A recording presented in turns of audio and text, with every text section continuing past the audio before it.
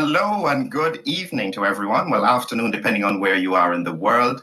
Today we have a really, really important topic, and I have the pleasure of having with me Gert van den Bosch from Belgium.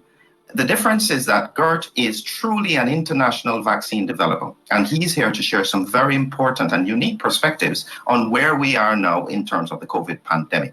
So, pleasure to have you here with me, Gert. How are you? I'm fine. Thanks for having me, Philip. Wonderful, wonderful. Listen, I think the first thing that we have to clarify is that we have to explain you are someone who is in the vaccine development business, so to speak. What has that background been like? Well, I have a background essentially in, as far as vaccines are concerned, in industry as well as in the non-for-profit sector. So I have been working with Bill and Melinda Gates Foundation, Gavi, especially concentrating on vaccines for global health. Mm-hmm. And I've also been working with several different companies, vaccine companies, developing, of course, essentially prophylactic vaccines. And my main focus of interest has always been, in fact, the design of vaccines. So the concept, how can we educate the immune system in ways that are, to some extent, more efficient than we do right now with our conventional vaccines. Right. And so, in effect, this is the area of work you've been in. You develop vaccines. You are as well working with the Ebola vaccine as well, one of the really, really dangerous viruses we have out there in the world. How does that work? Is that easy to do?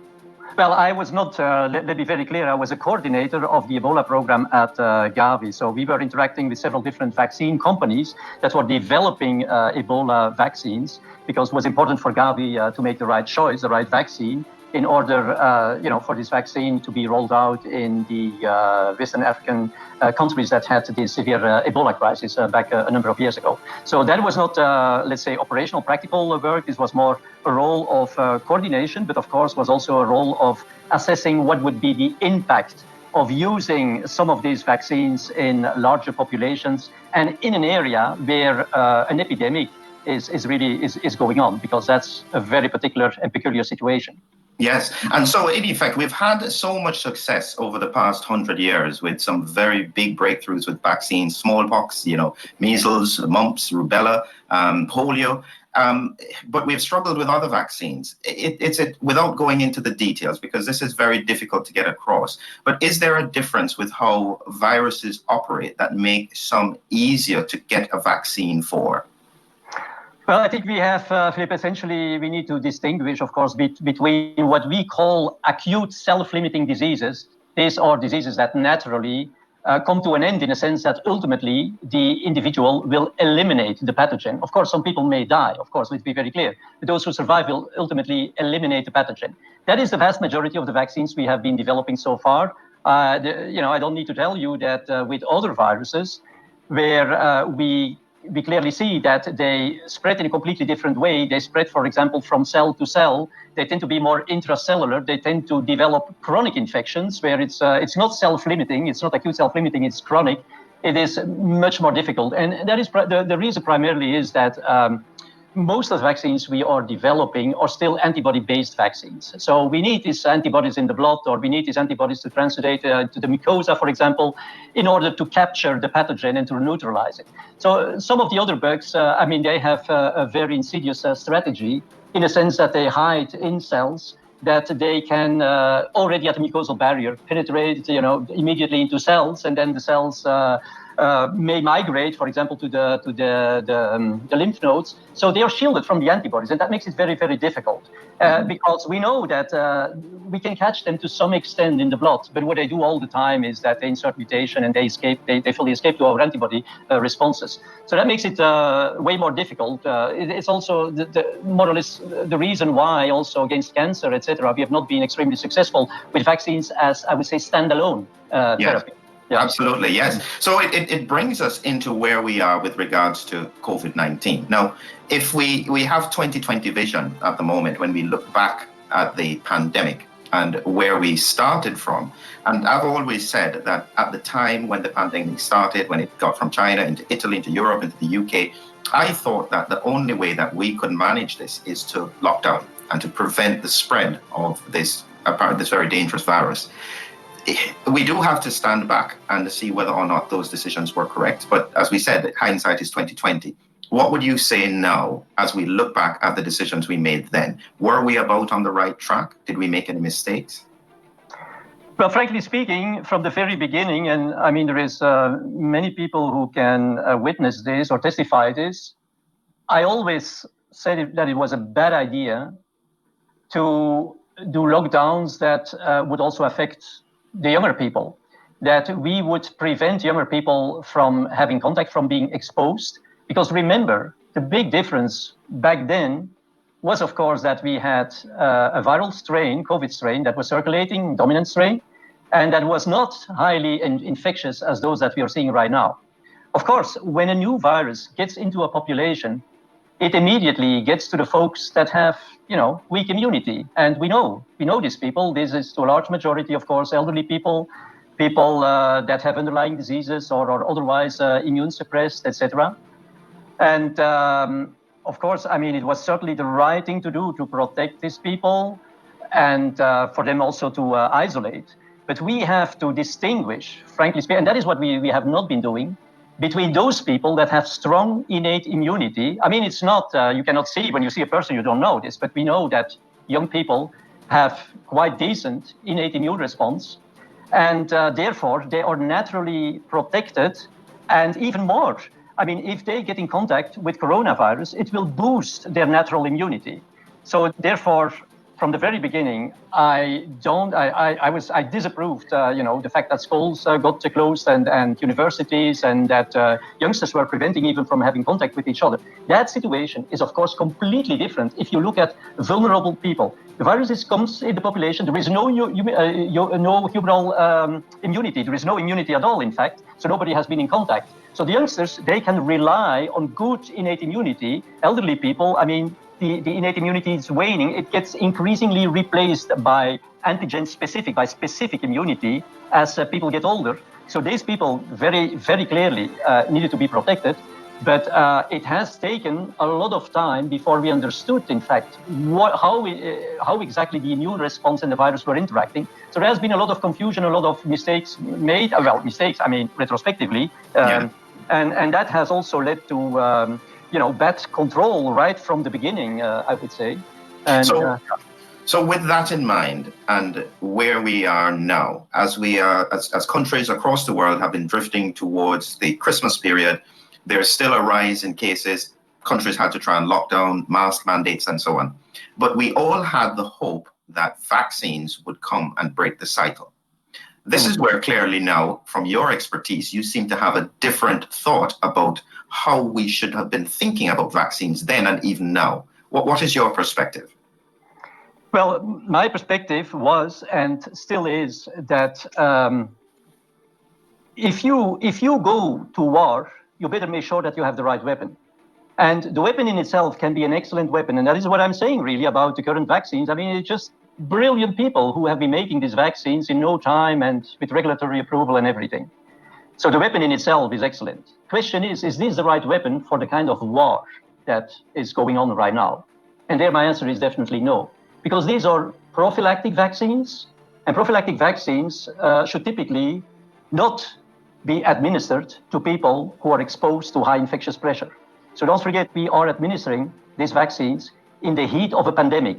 So in other words, while we are preparing our weapon, we are fully attacked by the virus. The virus is everywhere. So that is a very different scenario from using such vaccines in a setting where the vaccinee is barely or not exposed to the virus.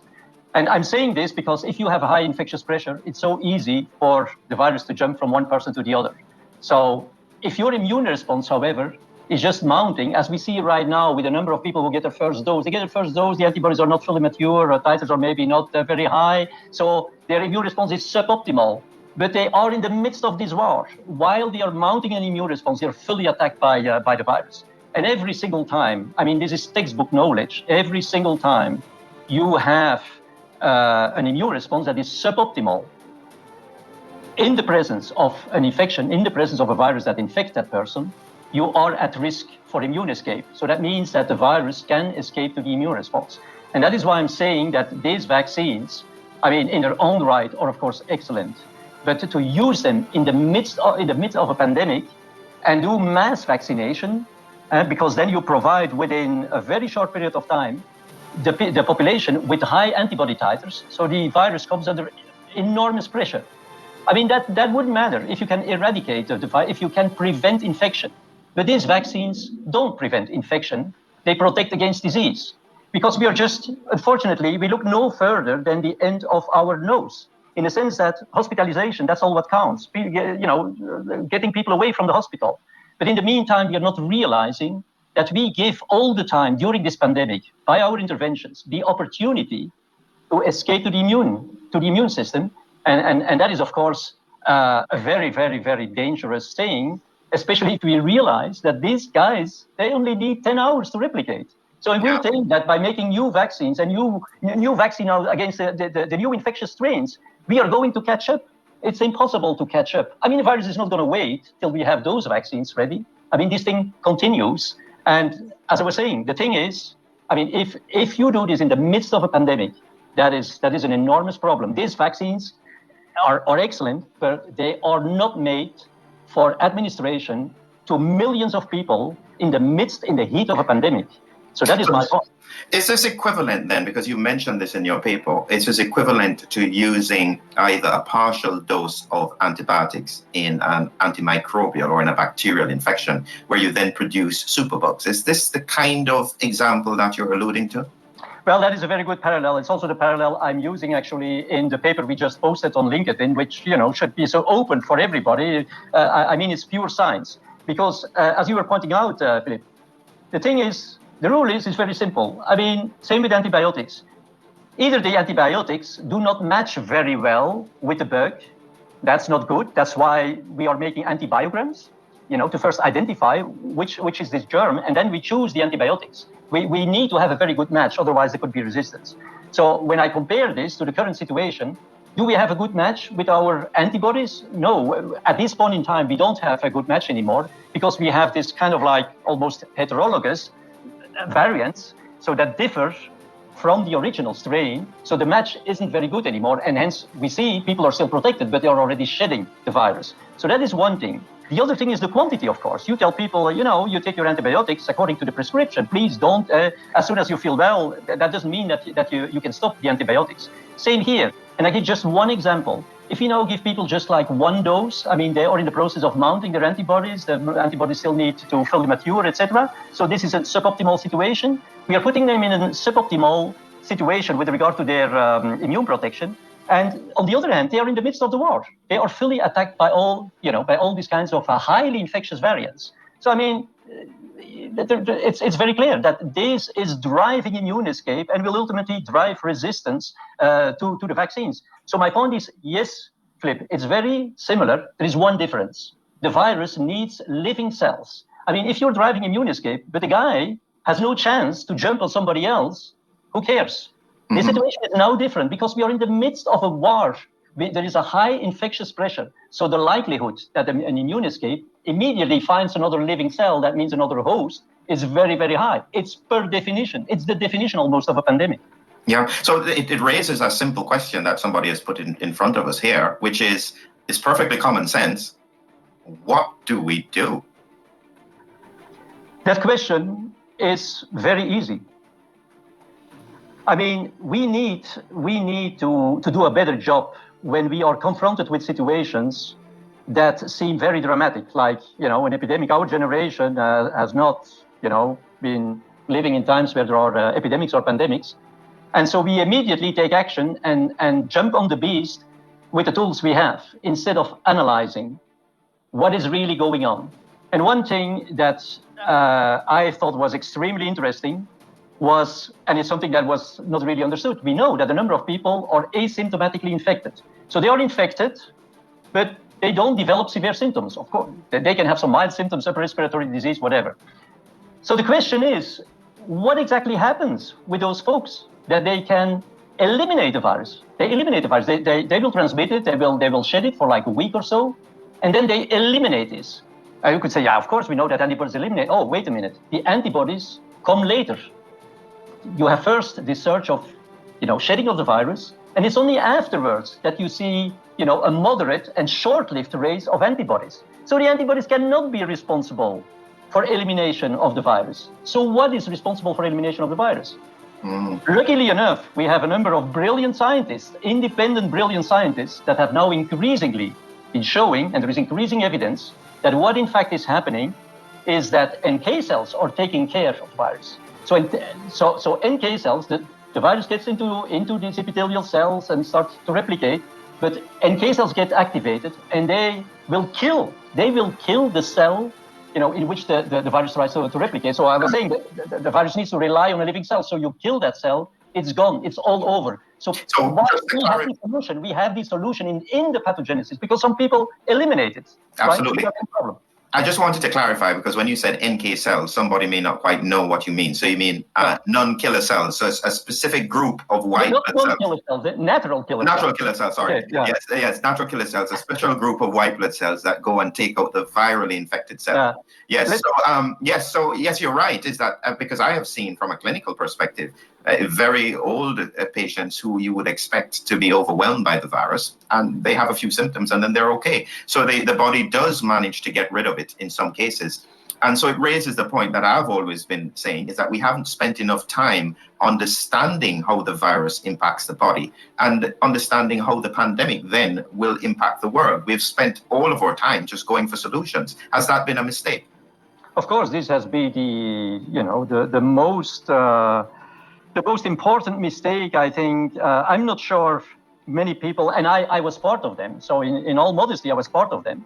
Not sure whether many people understand how a natural pandemic develops and why we have this first wave, we have this second wave, and we have this third wave. And I mean, these waves of disease and mortality and morbidity, they shift from one population to another. So I'm saying, for example, the second wave, this was typically also the case with influenza, World War I, when basically more soldiers, young people, died in the trenches of influenza than from injuries or whatever.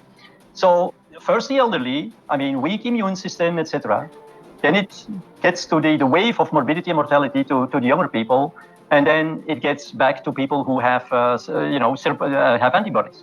So we have to understand this first.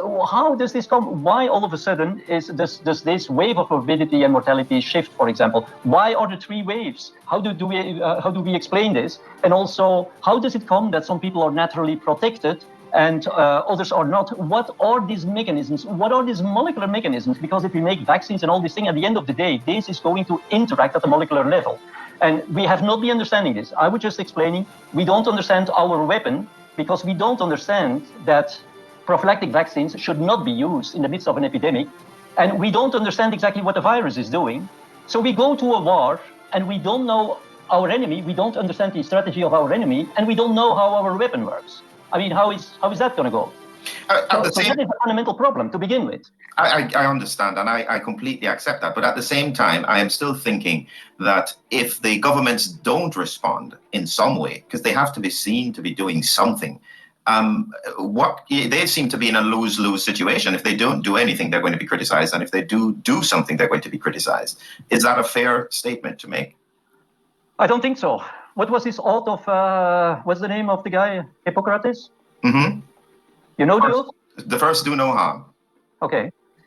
Well, it wouldn't matter if you start vaccinating people and even it doesn't work. Problem is that we induce a long-lived antibody response. And as a matter of fact, we know, that is not my knowledge, it's all published. Problem is that we fail to put the pieces of the puzzle together. Fact is that these long-lived antibodies, which have high specificity, of course, for the virus, they outcompete our natural antibodies. Because their natural antibodies, they have a very broad spectrum, but they have low affinity, right? And so by doing this, even if your antibodies don't work anymore because there is resistance or the strains are too different from the original strain, these antibodies, specific antibodies, will still continue to outcompete your natural antibodies. And that is a huge problem because I was saying just a few minutes ago, these natural antibodies, they provide you with broad protection. This protection is, yes, it is variant non-specific. It doesn't matter what variant you get. It doesn't even matter what type of coronavirus is coming in. They will protect you. Unless, of course, you suppress this level of innate immunity or it is, for example, outcompeted by long-lived specific antibodies.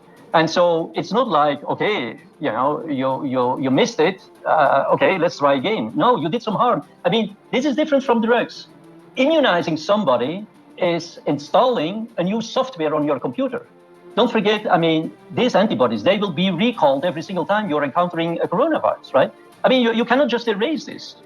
So this is very serious. This is very serious. So this is an important point, because when I was looking at some of the research around the challenges that they faced with the initial SARS, called the first epidemic, and they tried to develop the vaccines, one of the things they found, certainly when they tested it on the ferrets, was that when they exposed them to a coronavirus again, they got a very severe response to it.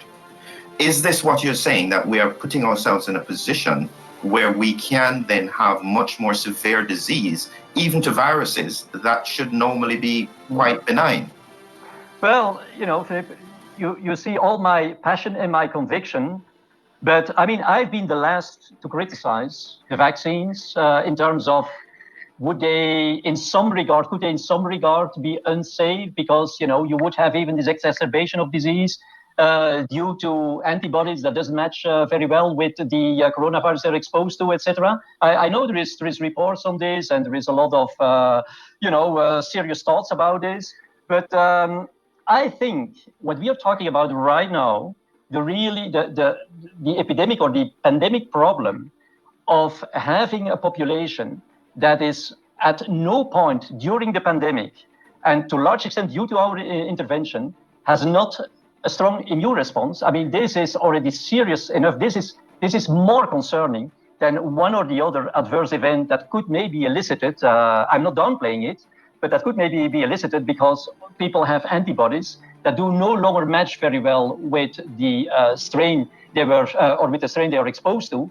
And therefore, they build a complex. They don't neutralize the virus. They build a complex. And this complex could maybe even enhance viral entry into susceptible cells and hence lead to exacerbation of disease. I mean, this may be possible. But the problem I'm talking about is a global problem. It's not an individual getting an adverse event. It's a global problem of, making this virus increasingly infectious, because we leave it all the time a chance and opportunity to escape the immune system, and to drive this, to whip this up, up to a level where the virus is so infectious that we can even no longer control it. Because, I mean, these highly infectious strains, some people think, oh, the virus is going to calm down and it will insert a number of mutations, just to be gentle and kind with us. That's not going to happen. I mean, this highly infectious strain remain. It is not going to be spontaneous mutations that all of a sudden would become, would make this virus again harmless, because such a virus would have a competitive disadvantage, could not be dominant anymore.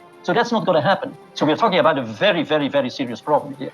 So I've seen the question many times, and quite frankly, I get asked the questions. We're coming to a point where people are going to have to take these vaccines. That looks as though it's the reality, either in the context of work or in the context of travel.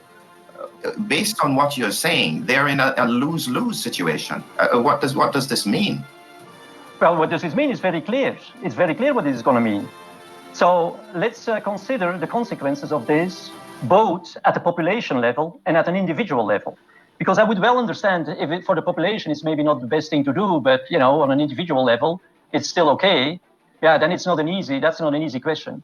But as a matter of fact, it's exactly the opposite. Well, it's not the opposite, it is detrimental, both on a population level as on an individual level. And I'm telling you why. I think the population level, I explained you, we are increasingly facing highly infectious strains that already right now we cannot control, because basically what we are doing is that we are turning, when we vaccinate somebody, we are turning this person in a potential asymptomatic carrier that is shedding the virus.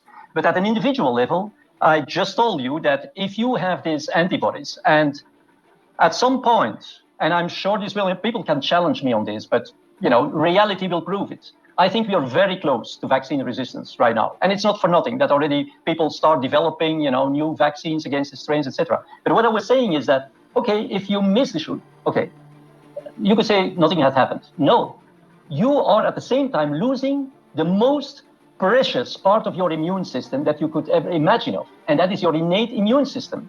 Because the innate antibodies, the natural antibodies, the secretory IgMs, will be outcompeted by these antigen-specific antibodies for binding to the virus.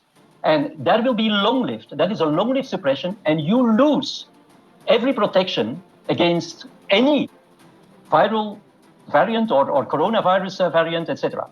So this means that you are left just with no single immune response. With it's none. Your immunity has become nil. It's all gone. The antibodies don't work anymore, and your innate immunity has been completely bypassed. And this while highly infectious strains are circulating. So I mean, if that isn't clear enough, I really don't get it. And people, please do read my what I posted, because it's science. It's pure science, pure science. And as everybody knows, I'm a highly passionate vaccine guy, right? And I have no criticism on the vaccines. But please use the right vaccine at the right place, and don't use it in the heat of a pandemic on millions of people. We are going to pay a huge price for this. And I'm becoming emotional because I'm thinking of my children, of the younger generation. I mean, it's just impossible what we are doing. We don't understand the pandemic. We have been turning it in an artificial pandemic. Who can explain where all of a sudden all these highly infectious strains come from? Nobody can explain this. I can explain it, but we have not been seeing this during previous pandemics. During natural pandemics, we have not been seeing it, because at every single time the immunity was low enough so that the virus didn't need to escape. So back at the end of the pandemic, when things calmed down and it was herd immunity, it was still the same virus circulating. What we are now doing is that we are really chasing this virus, and it becomes all increasingly infectious. And I mean, this is just a situation that is completely out of control. So it's also we are now getting plenty of asymptomatic shedders, people who shed the virus. Because if they are vaccinated or they have even antibodies from previous disease, they can no longer control these highly infectious variants. So how does that come? Does anybody still understand the curves? I see all these top scientists looking at these curves, at these waves, like somebody else is looking at the currency rates at the stock market. All they can say is, oh, it goes up, it's stabilizing, it may go down, it may go up, etc. I mean, that is not science. They don't have any clue. They don't even know whether the curve is going to go up exponentially or whether it's going to go down or whatever. They're completely lost, and that is extremely scary. That has been the point where I said, okay, guy, you have to analyze, you have to, but these people are not listening. That is the problem. So you are in effect putting your reputation on the line because you feel so passionately about this, because I guarantee you that no government, no health system is going to want to hear what you are saying. You're in effect almost giving fuel to the fire for an anti-vaxxer who doesn't want the vaccine. No. Well, no, not yet, because I've clearly also addressed some emails from anti-vaxxers. I mean, I'm not interested, but I'm clearly telling them that at this point, it's so irrelevant. Whether you're a pro-vaxxer or an anti-vaxxer, etc. It is about the science. It's about humanity, right? I mean, let's not lose our time now with criticizing people or I mean, anti-vaxxer. Okay, if you're not an anti-vaxxer, you could be a stalker. You could be we like to stigmatize, because if you stigmatize people, you don't need to bother about them anymore. Oh, this guy's an anti-vaxxer. Okay, I mean, he's out of the scope. Oh, he's a stalker. He's out of the scope. I mean, that is a discussion that is completely irrelevant at this point. It's about humanity, and of course I'm passionate. Of course, I mean, it's about your children. It's your family. It's my family. It's everyone, right? And it's simply, for me, I put everything at stake because I've done my homework, right? And this is simply a moral obligation, right? Wow. I mean, there's very little one can say. As I said, when you position that you are in the business of developing vaccines and helping societies protect against infections through the use of vaccines, and in this circumstance, you are saying, hold it, we're doing the wrong thing here, it's very difficult to not listen to that. That's the truth. Well, the answer is very easy. I mean, this is human behavior. If we are having panic, we do something and we try to make ourselves believe that it is the right thing to do till there is complete chaos and there is a complete disaster. And then people say, well, I mean, politicians will probably say, we have been advised by the scientists, and scientists, will maybe point to somebody else. But this is now a situation. I'm asking every single scientist to scrutinize, to look what I'm writing, to do the science, and to study exactly I call this the immune pathogenesis of the disease. And because, I mean, I like people to do their homework. And if the science is wrong, if I'm proven wrong, I will admit it. But I can tell you, I'm not putting my career, my reputation at stake. I would not do this when I would not be 200%, convinced. And it's not about me, not about me at all. It's about humanity. People don't understand what is currently going on, and we have an obligation to explain this. And I posted my paper on LinkedIn, and I invite all independent scientists, please, to look at it, because this can be easily understood by microbiologists, immunologists, geneticists, plenty of, biochemists, etc., all the biologists, all these people who have elementary knowledge. It's not rocket science. Elementary knowledge of biology should be able to understand this. And I mean, I can only appeal to these people, to stand up as independent scientists and to voice, their opinion. Yes. I mean, that was a long point that somebody put on about the innate immune response, over the false overreacting of the innate immune response leading to detrimental effects in other coronaviruses. So I think you've expressed this so well, Egert, is that I think that just hearing your explanation, the passion, the focus on the science, I think that that's as much as you can do. I think that I don't even want to say any more, because I don't want to lose that passion that you have just expressed, how much you are doing in terms of trying to see if you can make a difference with regards to the impact that we are having in this pandemic. We really, really appreciate that, Gert. We really, really appreciate that. I hope enough people shares this, listens to it, certainly because I'm connected with a lot of scientists. Please connect with Gert, take a look at his paper, and see what you think. And as you said, let's make decisions based on science. That's the best that we can do at this point. Wonderful. Just stay on the line there. We're just going to close off now, Gert. So thank you again very, very much, Gert. And I hope maybe we can speak again in the near future to expand a little bit further on what you have said. Thanks, Philip, for having me on. Wonderful.